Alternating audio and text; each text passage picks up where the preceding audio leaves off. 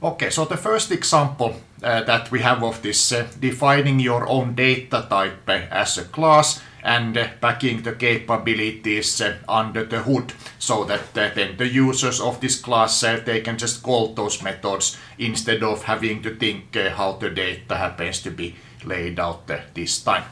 So the Java syntax, same as we saw in the last week's examples.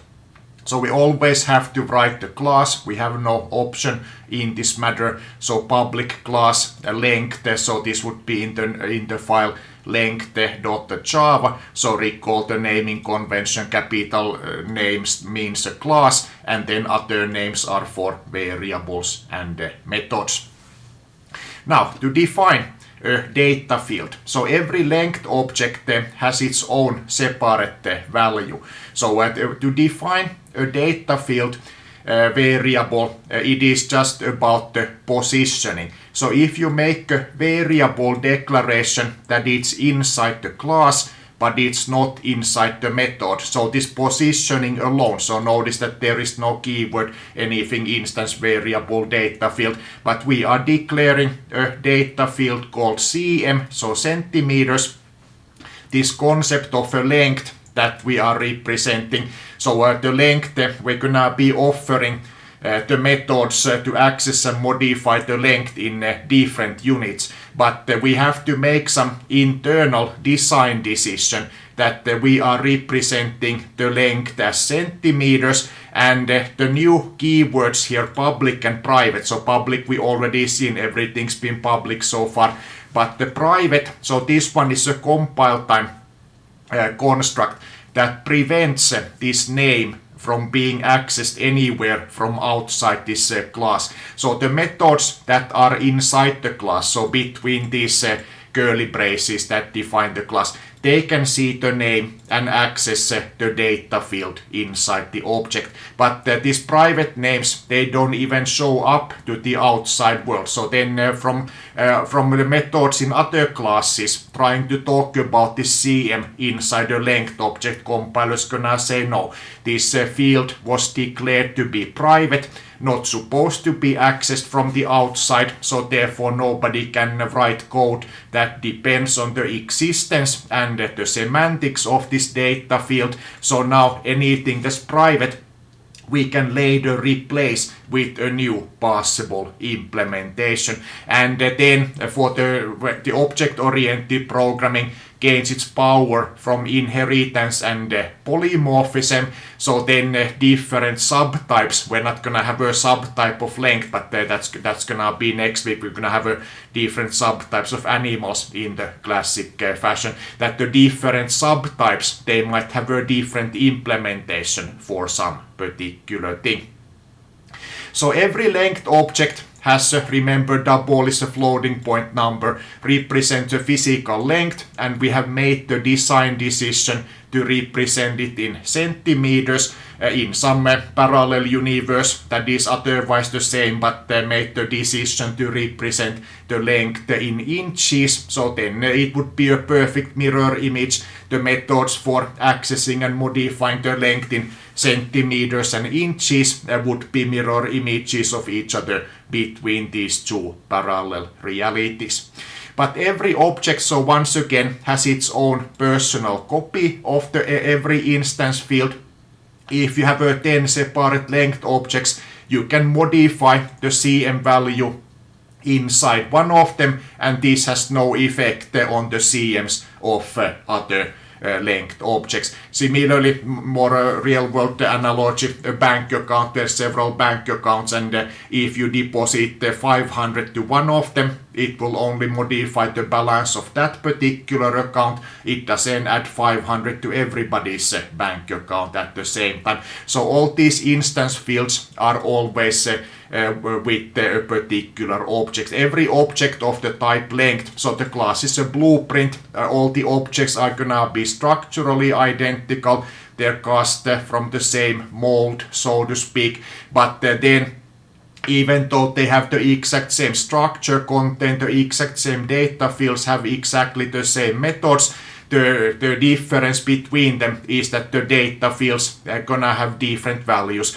In a bank account example, a bank account with $1 billion and some billionaire as the owner behaves very differently than a bank account that belongs to some poor student who has $10 remaining for the rest of the month. So it is the state, the values of these data fields that make the difference in the future behavior. Otherwise, all the length objects they're all cast from the same mold. They're all they're copies of each other. And then the methods. So now writing our first methods instead of writing functions that are static. So notice the absence of the keyword static. So static method is a function. You don't need to have an object there. You just call the function. It doesn't need any kind of object existing underneath it, so to speak.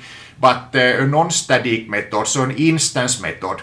So instance means object, so tomato. So in objects, length objects are instances of the type length.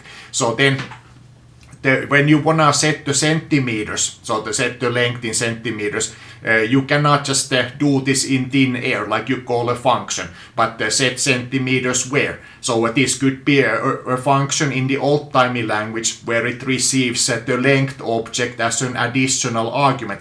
But now because this is a method, so then this method is called for the length object. The length object is there, as we'll see later. You can talk about it using the name this if you want to specifically talk about the identity of the object for which the method is currently being called. But so it makes no sense to call this method without the length object for which you call it. And if you have 10 different length objects, so calling this for one of them is only gonna affect that one length object, is not gonna affect any others. And the parameter, so let's call it new CM for simplicity.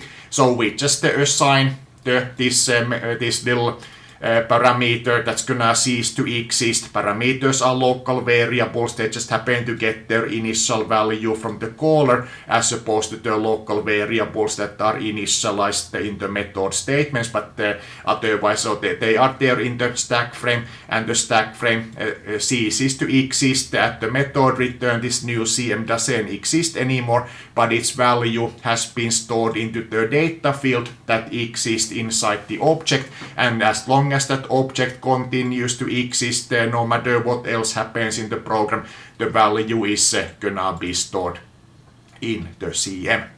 And then the corresponding getter methods. So the naming convention, we say that every length object has an attribute centimeters, and the naming convention, the method to change the value of an attribute is set, followed by the attribute name, and then the method to read the value is called get and the name of the attribute. Or if the attribute is a Boolean truth value, the variation is prefix, so is happy or is tall, or so by finding out whether an object has a Boolean property. So both of these methods are simple one-liners because we made the design decision that we're gonna internally store and represent the length in centimeters. So therefore, if the method is given the intended length as centimeters, we don't need to do anything but assign. And if the method is requested the length in centimeters, we know it's stored in centimeters, so we can just return it. So when you talk about the data field inside a method, a statement that talks about the data field, it always means the data field in this particular object for which the method is currently being called. You can be explicit about this if you want to. Another language, Ruby, has a nice thing that all these data fields always start with the @ sign. There's never ambiguity. So that's so somebody should make a language that takes all the best parts of all the existing languages. And so now to make it clear that we are talking about the CM data field in this particular object. And if we do so then we don't even need to make up new name for the parameter, so looks kind of strange. There's two variables named cm. One is a parameter, one is the data field, but this is the way to disambiguate in this kind of a situation. So this makes it clear that you're talking about the data field of this particular object as opposed to some other object there. So then you might have a reference named other like we are gonna be having. Alright, and then let's take a look at the inches. So now, because we made the design decision to store in centimeters, inches need a conversion in the parallel mirror image world where this is inches. So then the inches methods are simple and the centimeters methods are complicated. So the conversion factor, so this is now another good thing to talk about. So this one, data field declared to be static.